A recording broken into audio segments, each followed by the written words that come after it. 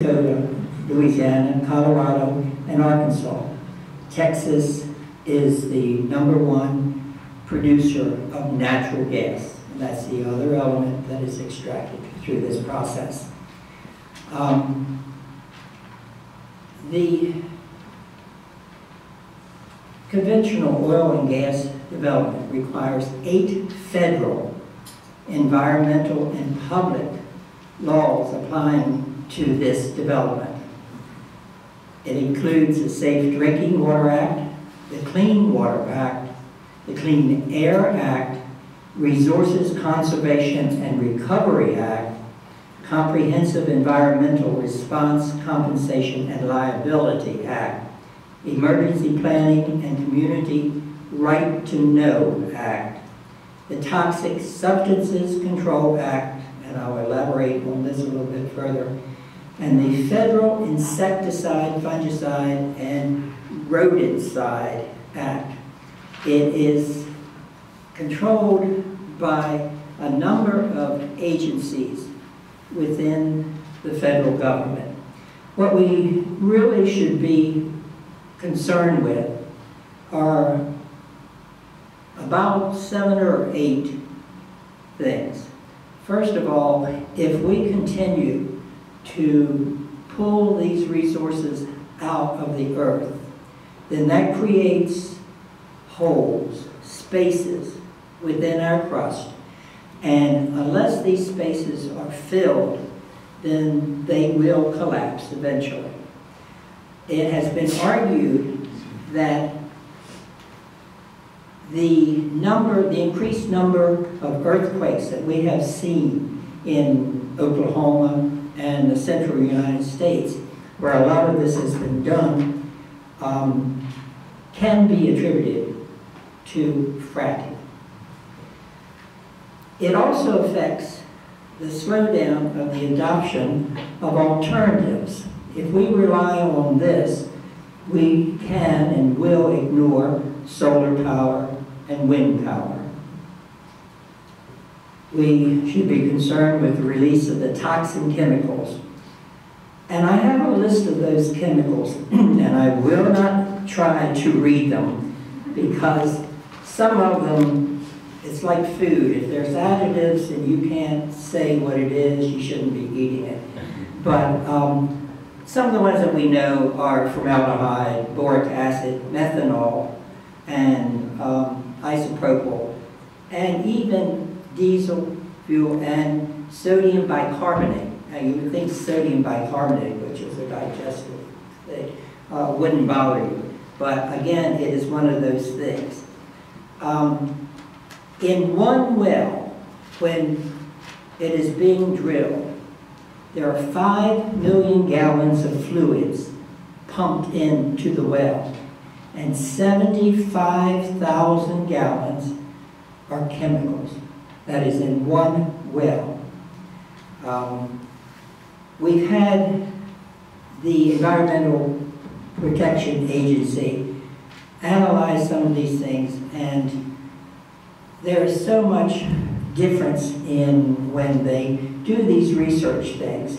Depending on whether it's the protection agency or it's a private agency, once they go in to do their surveys, we get all sorts of conclusions. But I'd like to tell you that in June of 2015, the Environmental Protection Agency concluded that hydraulic fracturing could affect the drinking water resources. There are places in Pennsylvania where this is going on, where individuals have turned on their tap water and the methane gas comes out and it can actually be lit, just like you would like anything else. It has destroyed quite a few wells in that area because of the seepage, and people could no longer use their private drinking sources. It impacts on the water resources and also the contamination of those water wells. The below-ground movement of the fluids, including the gas, most likely by way of the well, has contaminated many of the drinking water places. They had, in some cases, the Environmental Protection Agency said that hydraulic fracturing fluids have actually been directly injected into the drinking water resources. It sounds strange that they would do this directly, but when you analyze how many thousands of gallons of water goes into drilling one of these wells, they have to, the companies don't always adhere to government regulations, obviously, if there's nobody there to check them. They can pull water out of rivers, lakes, and the drinking wells, wherever they can get it. And one side effect of this and the use of the amount of water that they do have is the number of droughts in certain areas that we are experiencing here in the United States.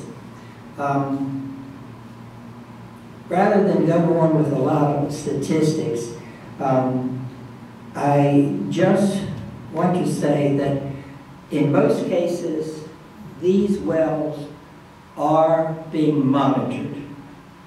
And depending on who does a survey, then statistics can either prove or disprove whatever they want. So we have to be careful in this because it's going to affect our future. We don't know when these wells have been dug and everything has been extracted. What happens when they're dead? There's nothing else left. We don't know what could happen within that structure after everything has been pumped out. And then sometimes companies do come back and try to go through and reopen these wells. And in the meantime, all these toxins are still in the ground. So there is a consensus of thought now that since we are the leaders in this with the natural gas, that other countries worldwide will be adopting the same thing with this frack. And we certainly don't want that. Thank you for your time. Thank you. Thank you.